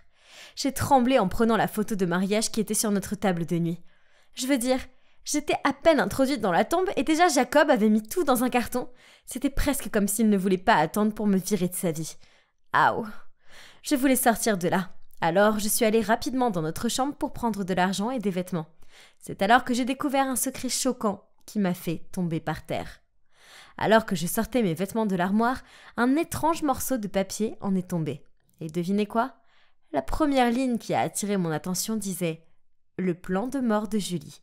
C'était un croquis montrant le chemin menant à une chute d'eau et des preuves implantées le long du chemin. Oh mon Dieu! C'était ça! Je connaissais cette chute d'eau. Elle était assez proche de l'endroit où j'ai eu l'accident. Alors Jacob avait-il orchestré ça? Il était malade dans sa tête. Qu'est-ce que je lui avais fait pour mériter ça? Je devais sortir de là pour me vider la tête. Mais quelque chose a attiré mon attention au kiosque à journaux. C'était Clara en première page du journal dans un article sur la façon dont elle allait diriger la société à la place de notre grand-père. Il y avait une photo de Clara et Jacob à l'inauguration. Et regardez comme ils étaient heureux. Ils ne semblaient pas du tout bouleversés par ma mort. J'avais envie de déchirer le journal. Mais attendez, pourquoi mon grand-père aurait-il abandonné son poste? Il ne l'avait jamais mentionné. Il aimait son travail. Cela n'avait pas l'air normal. J'ai donc rapidement pris un taxi pour aller chez lui afin de découvrir ce qui se passait. Quand je suis arrivée, j'étais tellement choquée. Mon cœur s'est effondré en le voyant branché à un équipement médical. Il s'avère qu'après avoir appris la nouvelle de ma mort, il avait eu une crise cardiaque. Quand il m'a aperçue près de la porte, il était tellement abasourdi qu'il a failli tomber de son lit. On s'est pris dans les bras et on a pleuré. Et je lui ai dit que tout ça n'était qu'une grosse erreur. Mon Dieu, j'étais si heureuse de le voir. Je voyais qu'il était fatigué. Alors je lui ai dit de se reposer et que je reviendrais bientôt. Puis en sortant, j'ai parlé à son assistant Ethan. « J'ai besoin d'une faveur. Pourrais-tu m'aider à préparer un dossier contre Jacob ?» Mais soudain, j'ai entendu des pas qui venaient vers moi. « Julie, c'est toi ?» Je me suis retournée et c'était Jacob. Je n'ai même pas eu le temps de penser clairement avant qu'il ne se précipite pour me serrer très fort dans ses bras. Je pouvais sentir les larmes couler sur ses joues et il semblait vraiment choqué de me voir. Mais moi, j'étais dégoûtée. Je l'ai repoussé et j'ai dit « Ne t'approche pas de moi !» Mais c'était comme s'il ne m'avait pas entendu. Il a juste dit « Ces mois ont été parmi les pires de ma vie. Je peux à peine dormir ou manger. Je n'arrive pas à croire que tu es en vie. » Menteur! C'était un menteur. J'ai commencé à lui crier dessus en disant « Arrête d'agir comme si tu en avais quelque chose à faire. Tu voulais me tuer. Attends juste que ça se sache. Tu seras derrière les barreaux pour le reste de ta vie. » Puis, j'ai sorti le croquis de mon sac et je l'ai jeté sur lui. Jacob a juré qu'il ne l'avait jamais vu avant. Mais je ne l'ai pas cru. Si ce n'est pas le sien, alors il essayait de dire que c'était le mien ou quoi? Ah! Hilarant! Les yeux roulés, soudain, Cody a interrompu notre dispute et a dit « Calmez-vous, s'il vous plaît. En fait, je pense que celle qui a agi de manière un peu louche récemment, c'est Clara. » Puis, Ethan nous a raconté que selon le testament de notre grand-père, son héritage serait partagé équivalemment entre moi et Clara. Cependant, c'est moi qui devais être à la tête de l'entreprise. Clara avait découvert et s'était disputée avec notre grand-père. Et puis, peu de temps après mon accident, sa santé s'était détériorée. Au lieu de le laisser pleurer ma mort, Clara avait insisté pour qu'il transfère l'entreprise à son nom afin qu'elle puisse s'occuper de tout. Puis Jacob a dit « Julie, c'est Clara qui a organisé notre voyage. Et puis, tu as soudainement disparu. Je t'ai cherché au Cambodge pendant des semaines, mais Clara m'a persuadée de rentrer à la maison parce que ton grand-père était très malade. Puis, la police a scellé l'affaire et Clara n'arrêtait pas de dire de déposer ton certificat de décès. Je n'aurais pas dû l'écouter. Je suis tellement désolée. Arrête de blâmer les autres pour tes problèmes. » J'ai grogné contre Jacob. Mais à l'intérieur de mon cœur, j'avais l'impression que je ne pouvais pas respirer. Pourquoi ma sœur me ferait-elle ça? Et puis, j'ai entendu la voix de Clara. Et pour le prouver, Jacob nous a dit à Ethan et moi de nous cacher. Puis, il est allé vers elle et a dit « Clara, à propos de la mort de Julie. » Avant que Jacob ait pu finir sa phrase, elle lui a fait un grand sourire et a passé son bras dans le sien. Maintenant que ces funérailles sont terminées, rien ne nous empêche d'être ensemble, n'est-ce pas? Jacob a forcé un sourire. Puis Clara a ri et a dit « Oh allons, ne sois pas triste. Ma sœur jalouse ne te méritait pas. Tu sais quoi?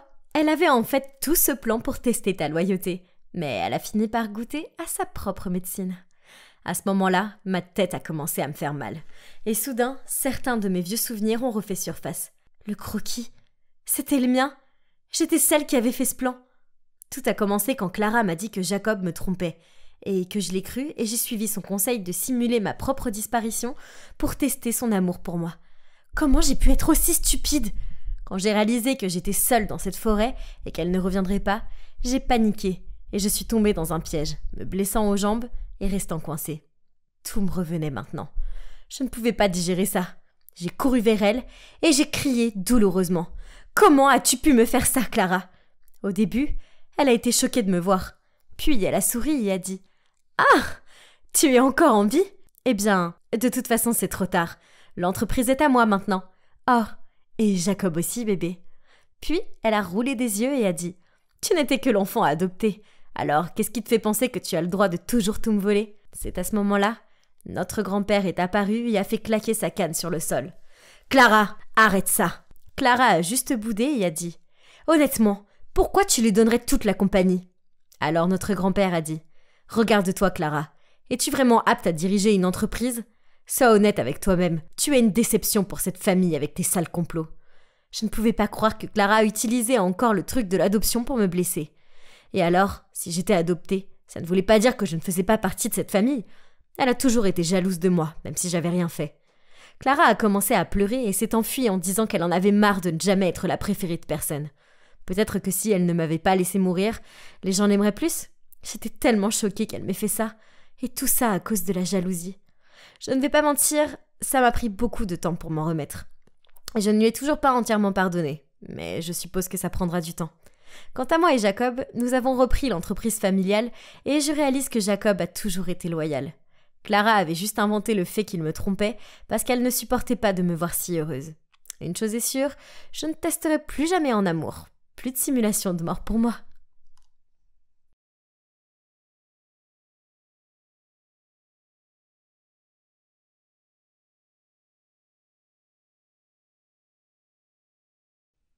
Ah, Jess, est-ce qu'on peut faire une pause? 15 minutes seulement, d'accord? Je vais aller chercher des Oreos. Nos préférés. Oh, je déteste la chimie.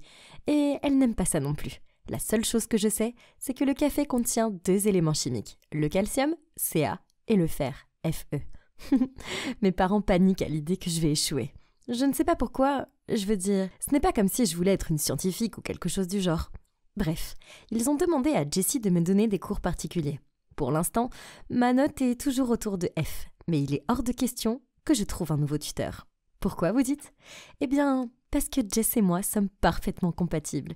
Nous sommes toutes les deux accros au shopping en ligne et nous aimons lire les derniers scandales sur les médias sociaux, ce qui nous a rapidement rapprochés pour être meilleurs amis. Et voici mon petit ami, ABCDEFGY. Brice, ce qui signifie synonyme de brillant, mignon, chéri, élégant, drôle, magnifique et sexy. Je l'adore. Donc, Vous vous demandez probablement comment j'ai rencontré un étudiant aussi génial. Eh bien, c'est grâce à Jess, car il s'avère qu'elle est une sacrée entraîneuse. Donc, une fois, pendant les vacances, Jess cherchait les forums sur son université quand j'ai repéré Brice dans un post. Oh, waouh, c'est un canon! Tu le connais, Jess? J'ai pointé le post. Elle a alors répondu « C'est vraiment ton genre, n'est-ce pas? C'est Brice. » J'ai entendu dire qu'il était toujours célibataire. « Vas-y, je te couvre. » Oh, ça a l'air intéressant. J'ai souri en retour. Après ça, Jessie est passée en mode détective. Après seulement 10 minutes, elle a trouvé dans quel bloc il vivait, ce qu'il étudiait et même le nom de son chien. Et depuis, elle m'a appris à lui envoyer des textos, à lui répondre et à flirter avec lui, de manière cool, calme et posée. Ça a marché à merveille, puisqu'à la fin de la semaine, il m'a demandé de sortir avec lui. Et c'est maintenant mon petit ami de rêve. Il a peut-être l'air d'un mauvais garçon, mais au fond, il est doux et timide, comme Edward Cullen. Oh! Et devinez quoi? On est ensemble depuis 2 mois et on ne s'est pas encore embrassé. Mais alors, comment ça se passe entre toi et ton étudiant sexy? Je ne sais pas. C'est juste que récemment, j'ai l'impression qu'il est froid avec moi. Jess, je sais qu'il lit mes messages, mais il met toujours du temps à me répondre et il ne m'envoie plus jamais de textos de bonne nuit. Pas comme avant. Je fais de mon mieux, je veux dire. Il semble heureux avec la paire de Jordan 4 que je lui ai acheté et le nouveau téléphone. Mais je ne suis pas sûre qu'il veuille encore être avec moi. Bien sûr qu'il le veut. Regarde-toi. Tu es un bon parti. Il est probablement juste occupé avec ses études. J'ai peur qu'il me trompe. Tu sais, il y a cette fille Sally dans la classe de Brice. Je vois souvent cette nana rôder autour de lui, me faire semblant d'être gentille et trouver des prétextes pour lui demander de faire des trucs pour elle. Ne sois pas stupide, je parie qu'ils sont juste amis. Cette fille doit faire attention, car je n'allais pas la laisser débarquer et me voler mon homme. J'ai tapé sur la table. Voyant à quel point j'étais désespérée, Jessie a fait une suggestion. Nous pourrions suivre Brice à tour de rôle partout où il allait et découvrir exactement ce qu'il faisait. Quelques jours plus tard, j'ai entendu Brice parler au téléphone d'un groupe d'études chez lui. L'agaçante Sally serait là aussi, bien sûr. Alors, en étant la brillante personne que je suis, j'ai payé le livreur de pizza pour qu'il attache un micro à l'intérieur de la boîte de pizza pour l'espionner. Mais la seule chose que j'ai entendue était l'estomac affamé de Brice. Bleh. Une autre fois, Jessie m'a envoyé un texto. Urgent, j'ai vu Brice dans une bijouterie acheter un collier très cher. Ça doit être pour Sally. Désolée. Furieuse, j'ai parcouru tout le chemin jusqu'à sa maison. Mais sa mère a ouvert la porte et a fièrement montré le collier étincelant que Brice lui avait acheté pour son anniversaire. Oups! Puis, un jour où je devais le suivre, j'ai décidé d'y aller déguisée. Le problème étant qu'il faisait 28 degrés. Mon choix d'un costume Sherlock Holmes et d'une fausse barbe n'était pas la meilleure idée. Je venais de le suivre dans une épicerie quand le monde s'est mis à devenir noir et j'ai dégringolé directement dans un étalage de boîtes de conserve. La dernière chose que j'ai vue, c'est un groupe de personnes penchées sur moi, dont un Brice a l'air confus. « Bébé, t'es réveillée? Mais pourquoi ce costume bizarre ?» J'ai soupiré et répondu. « Je suis désolée, c'est juste que t'as été si distant récemment. Tu ne m'aimes plus ?» Il a ricané. M'a dit « Bien sûr, je suis juste occupée par ma thèse de fin d'études. Tu sais bien, je suis en terminale. » Ah! Donc tout allait bien entre nous. Youpi! Le lendemain, je nous ai acheté un ensemble de ces bagues de coupe très mignonnes de Tiffany & Co pour marquer le coup. La paix était rétablie, du moins pour un court moment. Ces derniers temps, à chaque fois que nous sortions ensemble, Brice ne faisait plus attention à ce que je disais et avait juste les yeux rivés sur l'écran de son téléphone. Il a même gloussé et a eu cette lueur suspecte dans les yeux. Alors j'ai essayé de me pencher pour voir ce qui était si drôle, mais je n'ai rien pu voir car la luminosité de son écran était baissée au minimum. « Qu'est-ce que tu fais ?» J'ai attrapé son téléphone, mais... Quoi ? Mauvais mot de passe ? Je lui ai acheté ça et j'ai mis la date de notre anniversaire comme mot de passe. Pourquoi tu ne me laisses pas regarder ton téléphone ? Qu'est-ce que tu caches ? Rien, Mads. J'aime juste mon intimité parfois, c'est tout. Maintenant viens, je vais te chercher un muffin au chocolat. Il n'y a pas moyen que je refuse ça. Surtout qu'en y réfléchissant, c'est la seule chose qu'il m'ait jamais achetée. Mais alors que je grignotais mon muffin et le regardais fixé sur son téléphone, je ne pouvais pas me débarrasser du sentiment que quelque chose n'allait pas. Je ne pouvais pas entraîner Jessie dans cette mission, puisque ses études occupaient son attention pour le moment. C'est bon, je peux m'en occuper toute seule. Et cette fois, je ne vais pas m'évanouir, je le jure. J'ai fait mes recherches et j'ai trouvé le logiciel d'espionnage parfait. Je sais, je n'approuve pas ce genre de comportement en temps normal, mais Brice cachait quelque chose et je devais découvrir ce que c'était. Le logiciel était simple à utiliser. Je devais juste trouver un moyen de l'installer sur le téléphone de Brice. L'application elle-même pouvait être cachée, me donnant la possibilité de lire ses messages sans qu'il le découvre jamais. Parfait. Mission 1, comment installer ce logiciel sur le téléphone de Brice rapidement. Ce n'est pas une tâche facile, car Brice est tellement obsédé par son téléphone qu'il dort même avec. Il lui arrive de s'en éloigner, mais c'est pour quelques minutes maximum. Il fallait donc que je fasse vite. Il m'a fallu une journée entière d'entraînement pour battre le record des 3 minutes. Je l'ai essayé encore sur 4 téléphones différents et à des moments différents de la journée pour m'assurer que ça marcherait à tous les coups. Et à la fin, je ne pouvais plus plier mes doigts. Ouch. Mission 1 accomplie. Entraînement réussi, même sous la pression du temps. Mission 2, détecter son code d'accès. Je ne savais pas quel était son stupide mot de passe, seulement que ce n'était certainement pas la date de notre anniversaire. Nous sommes allés au café et comme d'habitude, il était fixé sur son téléphone. Alors j'ai pris le mien, j'ai fait semblant de jouer à des jeux, mais en fait j'ai allumé la caméra et j'ai commencé à enregistrer pour pouvoir suivre la position de ses doigts quand il taperait le code. Ça a pris des heures, littéralement. Brice a fini par donner une pause à son téléphone pour commander des snacks, dont après ça, il a pu déverrouiller son téléphone à nouveau. Ouf! Enfin, après 1 heure de vidéo, j'ai eu les images dont j'avais besoin. Ok, détective m'a dit, à vos marques, prêt, partez. J'ai revu la vidéo et commencé à l'analyser dès que je suis rentrée chez moi. Je fixais l'écran en suivant des yeux les mouvements de la main de Brice. Il est peut-être rapide, mais chérie, ta fille a déjà une longueur d'avance. Il n'a pas fallu longtemps pour que je découvre les chiffres utilisés. Facile à faire. Mission 3. Action.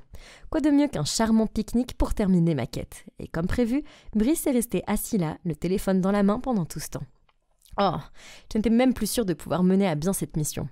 Mais je me suis dit que le moment viendrait sûrement. Après quelques heures, il s'est ennuyé à mourir. Et sans même me regarder, il a grommelé. Bébé, rentrons à la maison. J'ai immédiatement crié. Non, pas avant. Je veux dire, c'est tellement plus agréable ici. Je veux rester un peu plus longtemps. Toi, juste, fais une sieste. Bien, réveille-moi quand tu es prête.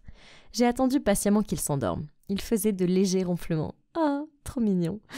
J'étais si nerveuse que je me suis mordu la lèvre inférieure en sortant doucement son téléphone de sa poche. Puis, je lui ai tourné le dos et j'ai tapé le code d'accès avec mes mains tremblantes. Et j'y suis arrivée. Yes! J'étais si heureuse que j'ai failli oublier et crier. J'ai tout fait en un temps record, mais il s'est soudainement retourné. « Qu'est-ce que tu fais ?» m'a dit. « On peut rentrer à la maison maintenant ?»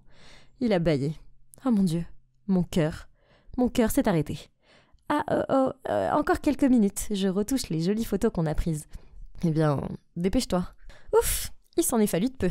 J'ai attrapé mon téléphone pour vérifier que ça fonctionnait. Ensuite, j'ai activé le mode silencieux immédiatement. Mais ça l'a quand même réveillé une 2e fois. Même si j'avais envie de fouiller dans ses messages, je savais que je devais attendre. Nous sommes donc rentrés à la maison. Oh, c'était une vraie avalanche de messages de filles. Il y en avait des dizaines. Toutes sauvegardées sous des noms comme moniteur et professeur. Il avait même utilisé ma phrase de drague sur certaines d'entre elles. Es-tu fait de cuivre et de tellurium ? Parce que tu es vraiment mignonne. Puis, j'ai soudainement vu un visage familier. Jessie. Quoi ? Oh ! Ma meilleure amie sortait secrètement avec mon petit ami. Mon cœur s'est effondré. Ça craint.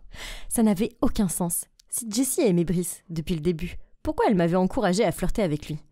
Bon sang, les messages entre eux remontent à très loin. Puis, j'en ai vu un qui m'a brisé le cœur encore une fois. La famille de Maddy est pleine aux as. Bébé prétend être son petit ami et elle t'achètera tout ce que tu veux. Mais ne va pas plus loin. Ça expliquait donc sa timidité. Pourquoi il me regardait à peine et pourquoi après 2 mois de relation, il n'avait pas essayé de m'embrasser. Puis, un message récent de Brice à Jessie a attiré mon attention. Elle est tellement ennuyeuse. J'ai assez d'argent pour nous maintenant. Donc, je vais la larguer la semaine prochaine. Comment ose-t-il ? Seulement, à l'insu de Jessie, Brice avait des dizaines de filles sur le feu. En fait, il devait rencontrer une fille appelée Tiffany au cinéma demain soir. Il était temps de se venger. Alors, en me faisant passer pour Brice, j'ai envoyé un SMS à toutes les filles, y compris Jessie, pour qu'elles viennent au cinéma demain à 20h. J'ai emprunté la casquette de baseball de mon père. J'ai porté mes lunettes de soleil surdimensionnées et je suis arrivée tôt pour ne pas manquer le spectacle. J'ai même acheté du popcorn et un coca parce que je ne voulais des rafraîchissements pour regarder ce blockbuster. Oh. Puis, à 20h précise, Brice s'est approché et boum, les filles sont arrivées une par une, ont compris ce qui se passait et ont commencé à se disputer avec lui et entre elles. Tiffany a jeté son popcorn sur sa tête. Hilarant. Et une autre fille l'a traité d'abruti et l'a frappé avec son sac à main pendant que les autres criaient et lui tiraient les cheveux. Et moi, je me suis cachée en arrière-plan et j'ai secrètement filmé tout ça. Oh mon cœur, tu es tellement foutu. Waouh. Jessie, notre personnage principal, est apparue. Elle a jeté un coup d'œil au cercle qui se déroulait devant elle et a instantanément pris l'allure d'un lion prêt à bondir. Elle s'est précipitée sur Brice, lui a pincé les oreilles et l'a traîné en disant d'une voix haute perchée « Aïe, aïe, Jess, c'est toi qui m'as appris tout ça. Je vous appelle plus tard, Babe. » Quand ces deux-là ont failli me dépasser, j'ai enlevé la casquette et les lunettes de soleil et je leur ai sauté dessus. Voilà. Est-ce que quelqu'un pourrait venir les aider à ramasser leurs mâchoires sur le sol? Ah, tu ne t'attendais pas à ce que Maddie ait un cerveau, hein? Je ne suis pas restée pour leurs explications. J'ai préféré m'éclipser. Mais je lui ai envoyé un petit souvenir. Jessie est ma meilleure amie.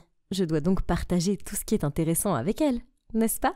Passe une bonne nuit, ma meilleure amie. Et mon petit ami ABCDEFGH, toi aussi. Mais laisse-moi ajouter le IJK.